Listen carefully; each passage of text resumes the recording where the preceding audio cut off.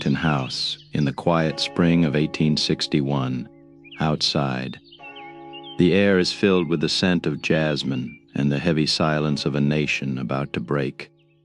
Inside, a man sits at a mahogany desk, a career soldier who has spent a lifetime defending the flag of his fathers, but today his pen trembles.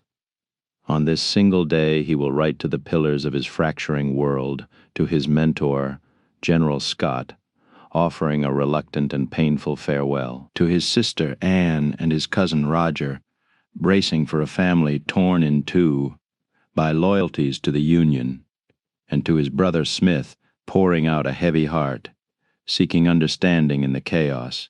Virginia, his home, his breath, has called him back, and he is caught between the country he served and the people he loves. These are not just letters of resignation, they are heartbreaks, written in ink.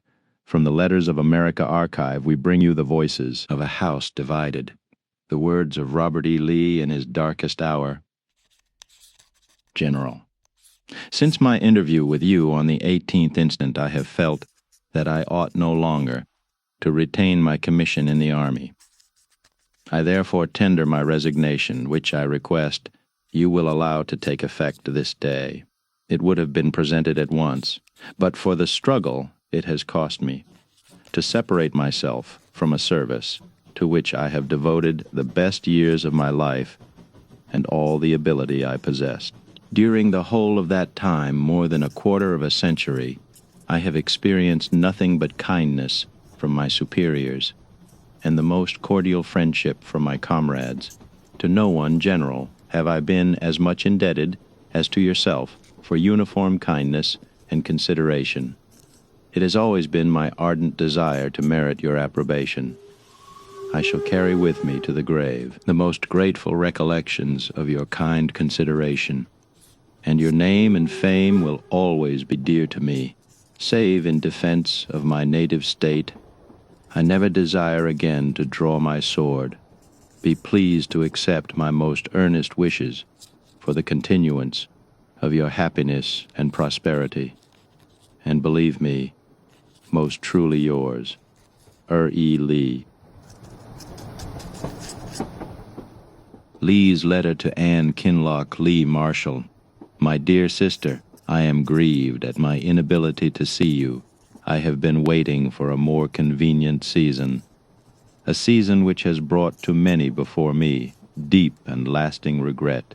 Now we are in a state of war which will yield to nothing. The whole South is in a state of revolution, into which Virginia, after a long struggle, has been drawn, and though I recognize no necessity for this state of things, and would have forborne and pleaded to the end for a redress of grievances, real or supposed, yet in my own person I had to meet the question whether I should take part against my native state. With all my devotion to the Union and the feeling of loyalty and duty of an American citizen, I have not been able to make up my mind to raise my hand against my relatives, my children, my home. I have therefore resigned my commission in the Army, and save in defense of my native state, with the sincere hope that my poor services may never be needed. I hope I may never be called on to draw my sword.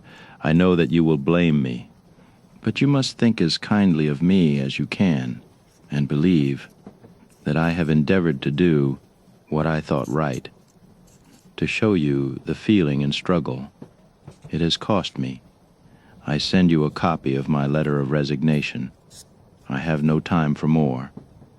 May God guard and protect you and yours, and shower upon you everlasting blessings, is the prayer of your devoted brother, R.E. Lee.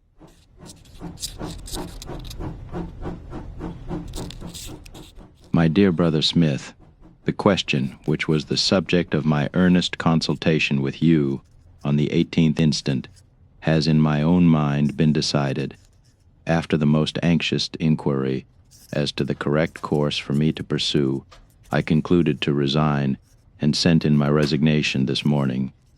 I wished to wait until the ordinance of secession should be acted on by the people of Virginia, but war seems to have commenced, and I am liable at any time to be ordered on duty which I could not conscientiously perform, to save me from such a position, and to prevent the necessity of resigning under orders. I had to act at once, and before I could see you again on the subject, as I had wished.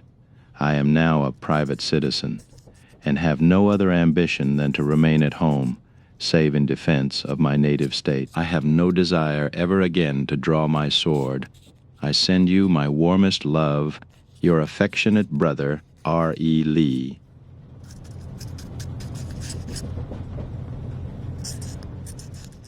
My dear cousin Roger, I only received today your letter of the 17th, sympathizing with you in the troubles that are pressing so heavily upon our beloved country, and entirely agreeing with you in your notions of allegiance.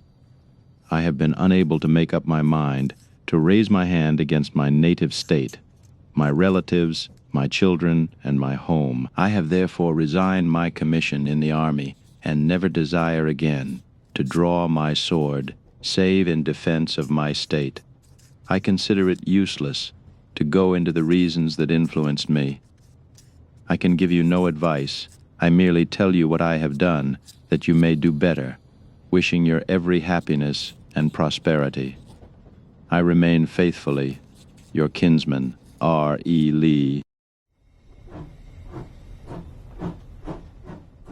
The letters were sent, and the quiet of Arlington gave way to the thunder of war. A man, a choice, and a nation changed forever.